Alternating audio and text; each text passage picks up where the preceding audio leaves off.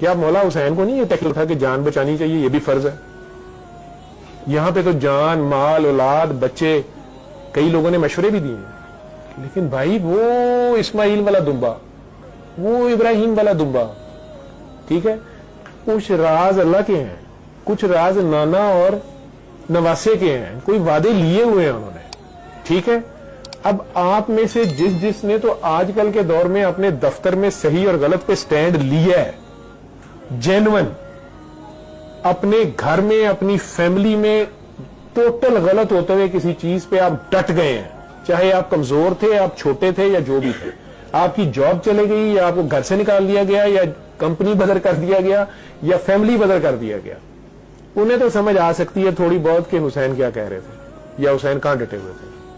جنہوں نے ساری زندگی یہ حرکت نہیں کی، آپ کے سامنے سڑک کے اوپر کوئی بندہ زیادتی کر رہا ہوتا ہے کسی لڑکی کے ساتھ، کسی کمزور کے ساتھ، کسی بچے کے ساتھ، پولیس والا کسی ریڑھی والے کے ساتھ، اور آپ اترنے بھی لگتے ہیں تو سارے گھر والے پکڑ لیتے ہیں، رہن دے سانو کی لوڑ ہے، چھڈو پرے ادھر ہو جاؤ. میں رہن دے سانو کی پتہ ہے، رہن دے کی ضرورت ہے. آپ دفتر میں سٹینڈ ابھی ایک کچا پکا لے کے جاتے ہیں، آپ گھر پہنچتے ہیں تو گھر والے کہنا شروع کر دیتے ہیں آپ کو کیا ضرورت تھی، جب باقی نہیں بول رہے تو آپ کیوں بولتے ہیں، تمہیں کیا تکلیف ہے.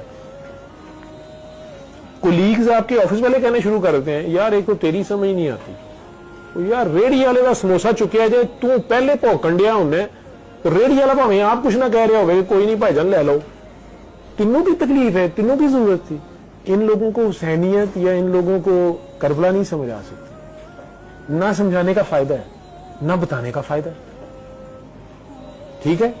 ان میں سے کچھ کلیپنگ کریں گے، واہ جی واہ یار تو ڈٹ گیا، تو چھا گیا یار، مینوں بھی میری بھی پروموشن نہیں کر رہا، کل میرے نال بھی چلی. ایتھے نہ ہیرو بنو، اینڈ ٹائم پہ غائب ہو جائیں گے جی تسی انہاں واسطے سٹینڈ لو گے، ٹھیک ہے. جس نے لینا تھا لے لیا.